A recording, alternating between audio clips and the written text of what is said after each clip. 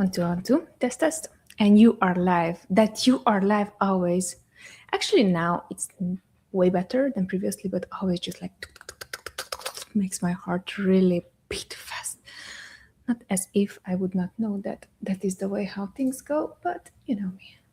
I like to care about things, and when you care about things, seemingly, you put some soul to it. All right, yes, it is 5 minutes earlier, 4 minutes earlier than expected for me to start this session. And yes, you might be seeing a different event link. Let me tell you something. Sometimes things, even if you prepare 100% well and you have even SOPs, things just happen and they're not going to come across as you wanted. And let me tell you something, that's also okay. So today is one of those sessions that it was, everything was set up perfectly. The event was set up perfectly. My appearance was set up perfectly. I supposed to have a meeting from 3 o'clock p.m. after, like 1 hour after this meeting. Then I noticed that it's from 2 o'clock p.m. and it's an important meeting. So all those kind of things are quite normal to happen, and it just really comes down to how are you going to handle yourselves when the proverbial poop hits the fan. All right, well, hello, and welcome. My name is Noemi. I'm the founder of ScaleWave. We are specialized in helping brands scaling on Amazon and selling more and more on Amazon. And we are usually helping brands that are at least 6 to 7 figures yearly. Today's session is going to be one more of our Amazon PPC / ads Ask Me Anything sessions, and that is the topic that we're going to prioritize. A few questions already have been submitted, so those are the ones that I'm going to go through. Also, we are streaming right now on 3 different platforms. LinkedIn is one of them, YouTube is the second one, and Instagram is also the third one. And before I'm going to officially start, quote unquote, I would like to go through some things that were really on my mind. I want to share it also with you because probably this is something that you're facing, and it has to do with expectation. That is the topic. Expectations. When to have expectations, when not to have expectations, and is it even fine to have expectations? Remember, I'm questioning this. I'm not even putting it as you should have expectations. And why am I really brainstorming this topic with you? Let's put it this way. Not so much brainstorm, but I was working on this for the past quarter or so, and right now I have better ideas, better feedback on how should I personally handle expectations. I want to share all my learning lessons with you because I know that some topics people are not just talking about, and usually those are the most important topics that actually count rather than this clickbaity, click here, do this, become a millionaire overnight, right? So expectations, why am I talking about expectation is because what I'm realizing more and more is that when it comes down to expectations, we don't know how to clarify where to put expectations. Is it a good thing? Is it a bad thing? Should we have expectations? Should we not have expectations?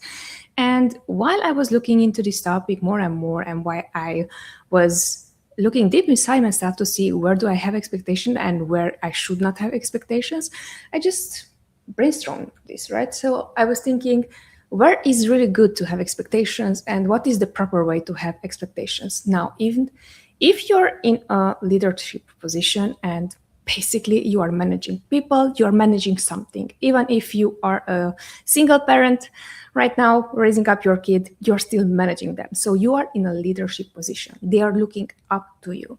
It's going to be very, very important to set expectations correctly and have expectations now. When it comes down to expectations, the expectations that you can have from someone that you are managing is that once that you give them clear directives, remember, clear directives, those must come from you, not from them, how they would do things, but what are your expectations from them to, first off, how to execute on one thing, right? Those must come from you and must be very clear, and not for you clear, but clear for them. And why am I saying this is because what I'm mostly seeing leading quiet lean team is that most of the time where I struggled a lot, and I'm still struggling whenever it comes down to having expectation from people, is that I fail to guide them correctly and let them know and give them clarity on what do I prefer, what do I not prefer, what is permitted and what is not permitted. So in that scenario, if you want to have expectations from someone, and if you want to set up things in such a way that expectations are normal to have, you must provide clear instructions. You must see eye to eye. You must make sure that the person who you are communicating with, who you are leading, or who you are even in partnership with, they are clear on what expectations do you have from them, and also they are approving of those expectations. Because keep in mind that just because you have expectations from someone, that does not mean that they are okay with those expectations. It can be that you might be having this idea that, yeah, it's totally fine for me to have these expectations and they should comply. Well, let me tell you something. That's not how the world works, right? Unless they are working under you and they must actually comply and they're doing things based because you are paying them, that's maybe something that, yeah, they are going to comply. But do you want to be the person that it's actually loved and respected and valued, or do you want to be the person who, oh, I don't want to see Noemi's face, or I don't want to see XYZ person's face? So this is the scenario when I'm seeing expectations being correctly set up. Now, when not to have expectation, and this is really, really important, because what I noticed is you might have these expectations, but they're not correct. So the moments that you're going to, let's say you're going to have a goal and you are going to expect both from yourself, both from your team, both from whoever is accountable to you to execute right away. Sometimes what might happen is that you might be expecting things to happen way faster than they should, or might not be accounting for things that are naturally going to come and stay in the way of you executing on that action. Just gave you the example on today's session. It was perfectly scheduled. Everything went well. Everything went due. During the SOP process, everything was like check mark. What we missed, and what I missed on my end is actually forgot to tell our editor who's scheduling these sessions is that we are going to go into Florida's daylight savings time, and we're going to go back 1 hour. So technically today's session on LinkedIn and all channels, it's still scheduled for 2 o'clock p.m. EST time, which clearly is not our usual time. So in that scenario, as you can see, it was not so much someone's fault, but it was, hey, I did not pay attention, and therefore, even if an action that was perfectly executed did not achieve the goal that I wanted. Now, in that case, having from me the expectation that our editor would know exactly when to schedule this out would have been totally wrong, right? And unfair, to be honest, because they did everything in their power, and I failed to correct them and to let them know. And this is just the cleanest example because it just happened a few moments ago, right? But think back of whenever you are expecting something from a teammate, and here I'm seeing lots of smaller business owners especially struggle with, is that they are hiring for a position and they are expecting their teammates or their employees, depending on the relationship that you want to have with your with the people that you're hiring, right? So you are expecting things from them, yet you did not give clear guidance on how to do it, what to do, what not to do. And then besides that, not only that they are executing to their best knowledge and they are giving their 110%, but you're also kind of, oh, there's something wrong with this person and so on. And you would always find fault in whatever they would do. And believe me, this is a very realistic thing that is happening, and especially with small business owners, because whenever you become a small business owner, technically what you did, you created the job for yourself and you took more headaches than you can have when you're working for the one employee. Now you're working for multiple people, you have multiple clients, you have multiple bosses, right? So that's why I'm saying that when it comes down to this topic, it's really important for us to understand when to have expectations, with how to set up correctly expectations, and which expectations are really not correct. And you might be suffering a lot just because you don't have clarity on how to define when to have expectations, when not to have expectations. And really importantly, how to be happy with yourself and how to be happy with the outcome that your team, that your spouse, that your friend, that your everyday life is going to bring you. All right. So this was the topic on my mind. We're already 10 minutes in. Let's start going into questions. And again, reminder, this session is not going to last for the full hour, but it's going to end at 1:45 p.m. All right. While people are gathering and they are going to join soon, or more people, I'm going to go through the questions that already have been submitted, and once that new questions are coming to pop in, I'm going to answer those as well. Very first question, and quick reminder again, this is streamed publicly on 3 channels: LinkedIn, YouTube, Instagram. Whenever you see that I'm replying a question, it can come from any of these channels, so just bear with me. And also keep in mind, this is like publicly aware, this is publicly shared, publicly streamed, which means that anyone with any knowledge might join and they might ask questions that are totally not relevant to business or Amazon PPC, and yet it's still okay. But I'm going to prioritize the questions that are Amazon ads related, especially beginner questions. All right, let's go. So the first question, how can I estimate PPC costs using Amazon's advertising tools?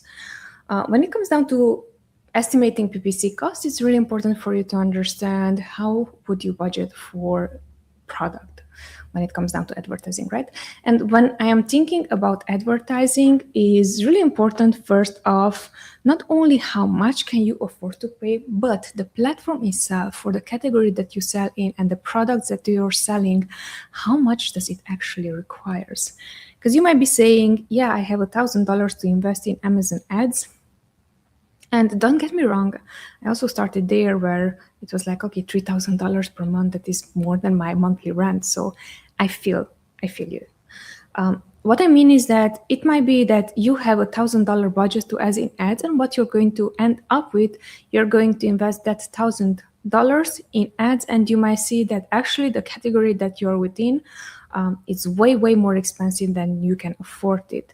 Simply, the cost per click is going to be one click itself can run $5, $20, $50 even, especially if you're in niches where like supplements and beauty and even pet products, where the cost per click is very expensive.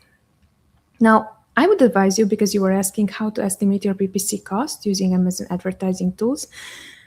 The first thing, it would be to first off understand your product. How would you describe best your product? And once that you describe it best, with a keyword that is between 2 and 5 words, let's say, go into incognito and see which are the words that are going to pop up once that you've gone into incognito and looked up on Amazon.com, if you're selling on Amazon.com or any other Amazon marketplace that you would be selling on, which are the products that are going to pop up. Really important for you, those products must match exactly your product, and usually those products are going to contain the keywords that you should be using to describe your product. And why am I saying this and why am I walking you through this process is because most of the time, whenever we are facing brand new business owners who are just advertising on Amazon and they want to see, okay, how much would they cost, how much would they pay for Amazon ads, where it's misalignment in understanding is that they consider that the $500, the $1,000, the even $2,000 should be enough for us to generate something. When in fact, what can happen is that first off, they don't even know how to describe their product, and then second, they might be thinking to target these very broad keywords that, let's say if you're selling wallets, men wallets, and that is your main keyword, that you have the one keyword, then you might be thinking that, okay, that is the only broad keyword that can define your product, when in fact could be longer tail keywords, which might cost us which might be more affordable, might be cheaper. And those are also the ones that we could be targeting, that people who are looking for that wallet are going to find your wallet. So that's really important whenever you're considering first off how to calculate ads, because then you're going to decide, okay, then based on this, I might have a list of 5 to maximum 10 keywords, I would say even 5 keywords, and then you would advertise for those 5 keywords, and then you would see realistically what is your cost per click. Because once that you know your cost per click, then you will also see conversion. How quickly am I converting for those keywords? Conversion can be between zero, so whoever is clicking within your ads are just not converting, to as high as possible as 30, 40%, 50%, even depending on the keywords that you're targeting. If they're branded keywords, it can be even higher. But that's the process that I would go through. First off, understanding my product, who else is buying products similar to mine that I can find their keywords, how to compare myself, and then finding those keywords and then testing them and then seeing how much do those keywords cost us. And then you will have an approximate of on a daily basis, okay, so realistically, if I want to run for these 5 keywords ads, it would take me, let's say, $100 per day. And then if we have a month of 30 days, then theoretically it would cost you $3,000 to advertise for those 5 keywords. But those 5 keywords would be just the starting point. So that's the way how I would work through. Usually I would give you the go on Amazon, do this and so on, and tactical. What I noticed is that while that is actually the correct approach, still most brands that we are consulting and they are just coming to us, like they don't even figure that step out. So I hope that answers your question. Second question is, how do I pull search term reports from automatic campaigns to improve targeting? Now, really important, search term reports is not only for automatic campaigns, but on an overall level from any campaigns that you'll be running on Amazon. Search term reports is something that you can have, especially if you're running sponsor product ads, sponsor brand ads, and even sponsored display. I'm not very familiar with sponsored TV, how it works, if you have search term reports or not for that, but majority of the time you would have access to it. So the way how you are going to find this search term report is just you're going to go to your ad console and then find the reports section, and then you have the option to pull the exact reports that you're looking for the ad type. You can have sponsored product, sponsored brand, sponsored display search terms, and then you can download those.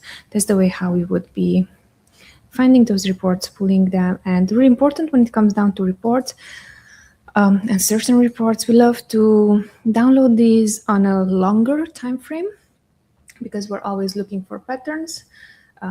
As an example, we would like to download them at least for 30 days, because during those 30 days, say if one keyword generated 1 click per day, but you don't have enough data for it for the past 7 days, for the past 30 days, if it still generated the 1 click, you'd end up with at least 30 clicks for that particular search term that now it's not generating sales. So then you would have the option either to negate, either to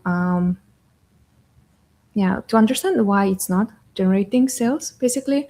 And then you can have your own negative keyword list where you can add all those terms that are not relevant, either not relevant to your product, either they never generated sales, either you're just simply not converting. Those would be the step-by-step process that we would be doing. All right. Next question is, how do I separate organic orders from PPC orders in Amazon Business Reports? Tough. So the reason why I'm saying it's tough is because there's a very fine line between organic and so paid and unpaid.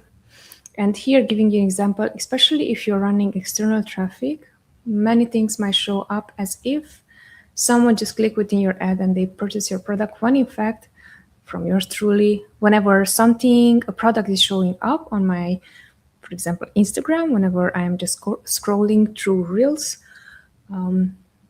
I would check out that product, but I would eventually buy it on Amazon.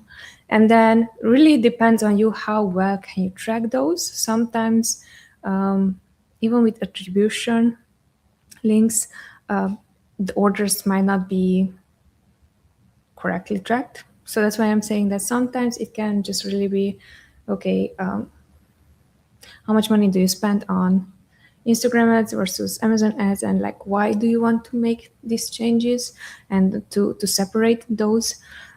So that could be one, external traffic. The second one can be also sometimes what can happen is brand halo effect, which again is very hard for us to track on, especially on Amazon ads, because it can be giving again myself as example. We were just like we just moved. You can still see that we are setting up the studio, because right now it's just like we just still moved. We're still setting up. So what I'm doing on my end to be responsible is making sure that I'm going to purchase stuff that I wanted to purchase one by one, and not like everything at once and just like break the bank, right?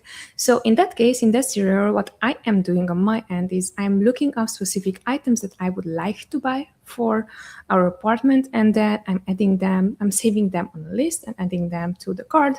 Actually, I'm adding them to the cart, so I'm clicking on it, I'm adding it to the cart, and then I'm saving it for later. This is my exact step-by-step SOP on how I'm doing this, right? So in this scenario, what I'm doing, I'm clicking on the ad, but I'm not converting. Now in that scenario, probably I'm not the only one who's doing this. And even when it comes down to products that are not necessarily in the category that I'm looking for example, I'm looking for a lot of furniture and stuff that is more expensive, right? So I'm just like pacing our budget. And in that case, it might be natural to see that, okay, a click is happening, but no purchase. And then afterwards, someone is actually buying my product. So that can be also something that is causing the line to be more blurry between. And then when it comes down to separating organic orders from PPC orders, ranking also has an effect on how you sometimes cannot see that a keyword that you're running ads for might help you generate organic sales only if you're assuming that a keyword is generating sales and you see clearly that it's generating sales and it's boosting your organic ranking as well. You might be assuming, but still there's no way at this point, or to my knowledge, if you know better, just let me know. To my knowledge, there's no way clearly how you could decide that. So that's why I'm saying that what I would be focusing on is making sure that I'm allocating first a budget for, especially on Amazon, for my PPC orders, and then just make sure that from PPC orders, at least I'm generating sales. Because if I'm generating sales from those PPC orders and I'm organically pushing the product up on the first page of Amazon for keywords that are highly relevant for my product, and I'm going to stick on the first page, that is the most important thing that I can actually, and you can actually control. All right, next question. Let me drink something.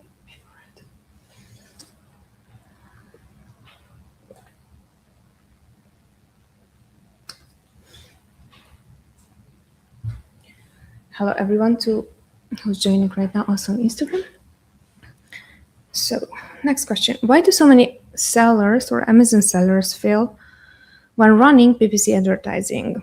Again, repeating the question. Why do so many Amazon sellers fail when running PPC advertising? I would like to define failure. I would like to define Amazon seller. Amazon seller is a term that we attributed to people selling on Amazon. Does that? And then running PPC advertising and failing at running PPC advertising. Just because you're doing something, you cannot assume that you're going to become the best. And the second thing, you cannot assume that you can match the competitiveness of someone who's doing that day in, day out, 24/7, and they're passionate about it. Giving you an example, if sports person or sports player, or I don't know, football player, if they're practicing from 5 a.m. in the morning until 5 p.m. in the morning, and they are putting in all their sweat and blood and tears, and they're passionate about something, And then you might hope that, hey, I'm just starting, I'm just dabbling, and oh, I can replicate their success. Highly likely that you're not going to be able to. Why? One is because, first off, you don't have the reps that that player already put in order to be where they are. Second, you might not have the patience and the passion that they put in towards that craft. And then third, you might not have the discipline of doing that. So whenever it comes down to why do so many Amazon sellers fail when running PPC advertising, what I'm seeing on my end, and also this is something that I am just avoiding moving forward more and more consciously to give you is, yes, I'm here to help you navigate Amazon ads, but I don't want to advocate towards, oh, Amazon ads are so simple and anyone can do it. Even if it's true that anyone can start their own campaign and anyone can understand ads, I'm speaking right now from the point of view of 6 years put in, where I had passion, where I was interested, where I learned, where I trained, where I consumed a lot of content, where I practiced, where I put in the reps. Right now, for me, it's easy to see clearly what works, what doesn't, what should be improved, what should not, what should be dropped, what are the things that are easy levers, what are the things that are hard to achieve, because I already put in the reps, right? And what is going to happen with you if you're going to just start, like you're an Amazon seller, just starting selling on the platform, and you might be wanting to run your own ads. Kudos to you, and I'm supporting you. And I was you 5-6 years ago. I had the same process when it comes down to Facebook ads, for example.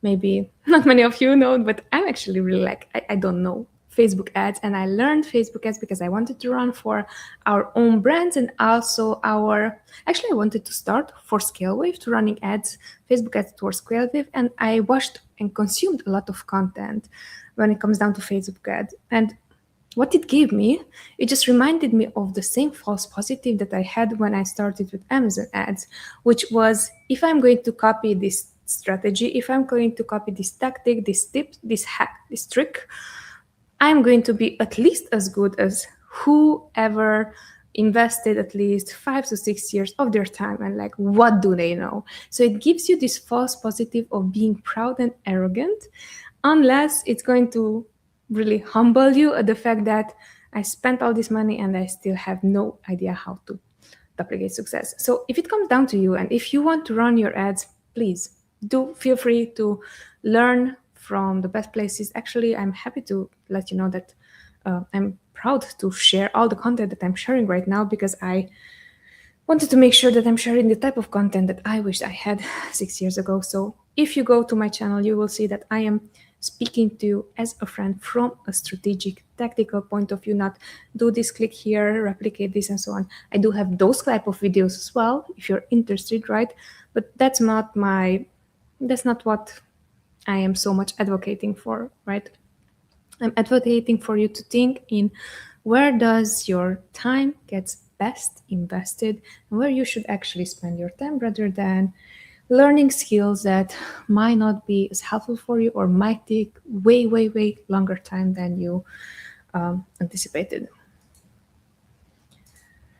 All right, next question is, what does the day-to-day work of managing advertising Amazon, okay, once again, so what does the day-to-day work of managing Amazon PPC campaigns look like?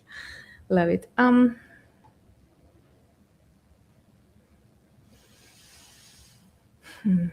What does it look like? So it's a very systematic approach on how do you do things, and this is just on our end, on how we are dealing with things. And it also depends on the day-to-day work of managing Amazon ads, of your role. So if you have a role where you're just managing ads, you don't have any client facing responsibilities, but you literally just manage ads, that is the way how we are structuring it, is on a weekly basis. So every day of the week, we have dedicated time for a specific main core responsibility. We, on a daily basis, what we are doing is we're taking note of whatever happened the previous day in the account, because we always like to do this post-mortem of the previous day, so we can know clearly, okay, where do we head ahead, and if we're still on track on with the things that we wanted to achieve for the month, right? So this is like looking backwards from this is the monthly goal, or this is the quarterly goal, or even yearly goal if we have yearly goals, but usually we do have only quarterly. And then on the quarterly basis, on a monthly basis, and then on a weekly basis, and then on a daily basis, how close are we from what happened yesterday to achieve that quarterly goal? That's something that we would do on a daily basis. And then when it comes down to specific actions, then we would be sure that we're going to do all the managerial tasks like optimizations, negations, new campaign creations, time for investing in learning on our own, going through content that is available, seeing what is actually something that we should be trying, actually something that we should not be trying. So those are the things that we're doing. And then it really depends on the brands that we're managing, and if they have something specific, we're going to help them achieve, report on those things. If they don't, then we are just not really going to give them the best levers they can have. So the data itself, inventory, how can we move more inventory and make more sales? Those are the things. And this is strictly management related.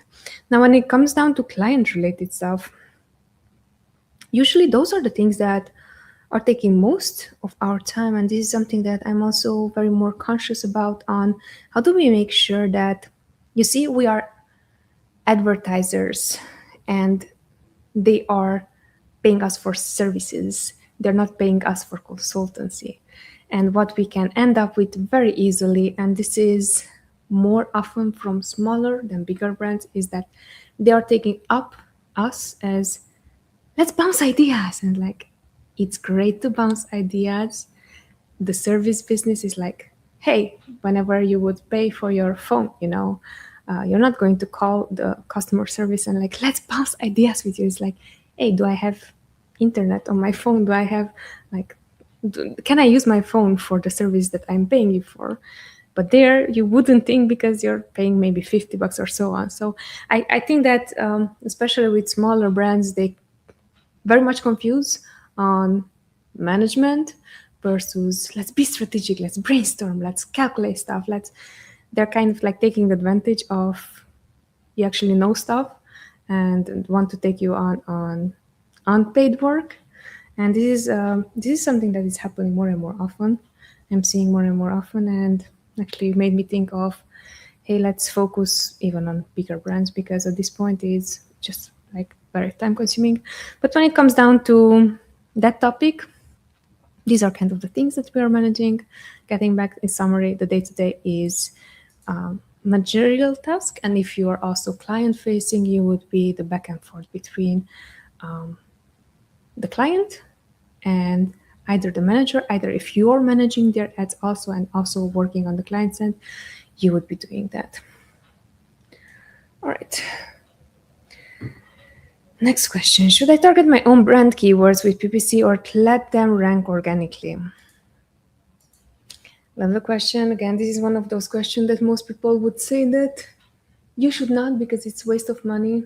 And I would be the one that's saying that, yes, might be a waste of money for you, but I have a strategy where I'm going to target your listings if you're not targeting, and I'm going to piggyback and I'm going to take away sales. Why? Because it's one of the strategies from our playbook. So I would advocate for running ads for your own branded keywords.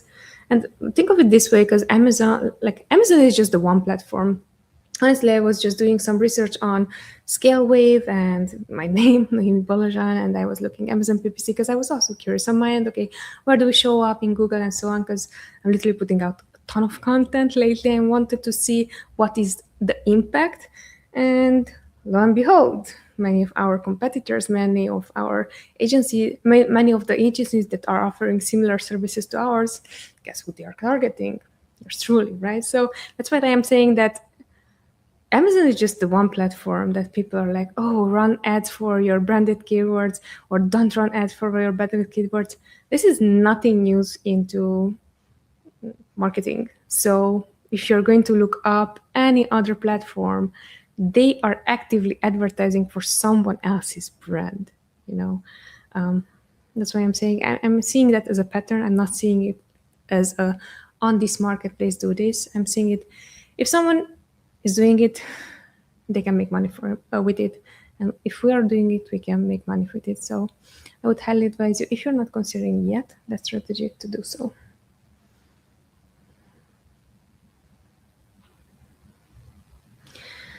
Okay, next question is more tactical, but it's okay and welcome. Question is, how can I check where my ads rank for a specific keyword in Amazon ads? There might be additional third-party tools that you can use to find this out. Helium 10 is one of the more known. Data Dive is also one of the more known. What else? Seller World also had some type of keywords feature. Seller World, we really use Seller World most of the time, but Seller World maybe not. It's not the best software for this one, but Helium 10 could be one of those that I would advise you to check out, and Data Dive as well. Those two are good. Good tools to check out to see specific ranking. How do you rank for specific keywords, especially if you're running ads for them. Next question, how do I quickly turn PPC campaigns on and off? The quickest way would be through bulk files. And the way how you would do that, you would download your bulk files. And once that you've done that, you have on a campaign section, there's a column that is related to campaigns, and it's going to say enabled or pause.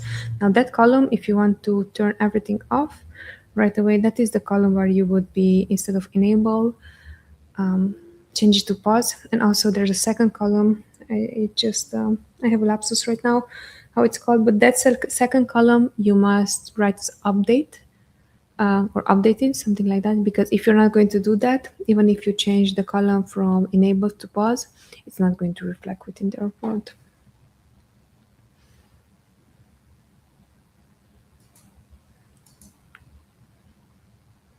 All right. What steps should I follow to conduct a proper PPC audit on Amazon? What steps should you follow to conduct a proper PPC audit? Well, I don't know about proper audit, and probably this is going to be also the last, or I may take one more question. Let's see how quickly I am answering. Right, so when it comes down to conducting a proper PPC audit, let's define what a proper PPC audit means. Whenever we are auditing an account, and this is something that we're doing for accounts that we're also managing, not only for accounts that we might be considered taking on, or they are looking for a strategic perspective from our end. The way how we would do it, we want to look into, when I'm auditing something, I want to see what works, what doesn't work, what is an easy win for me, and most importantly, which are the things I should not prioritize. And walking you through these steps, the way how we are doing it, for us it's really important to understand where do you spend, so what ad types you're currently using. Is it sponsored products, sponsored brands, sponsored video ads, sponsored display ads? Because based on that, what we can identify right away is, all right, so now that you're doing that, which is the most important things that we should be considering? Example, if you're mainly running sponsored product ads, we are not going to be, oh, let's maximize quickly sponsored brand ads. No, we are going to see, okay, so most of your ad spend goes to sponsored products. How can we first off see if cat just walk through and like hysterically started meowing and continues meowing. Yes, Hugh, come here, say hello. Mwah. Okay, so just so you guys know that this is not an effect, that's actually our Hugh. So guys, there's actual cat here with you, and actually he's really enjoying this. Okay, cool. Okay, love you. Be quiet. So getting back to your question, we are going to see which one of the ad times are the ones that are running most on an account, because we want to understand how to optimize those.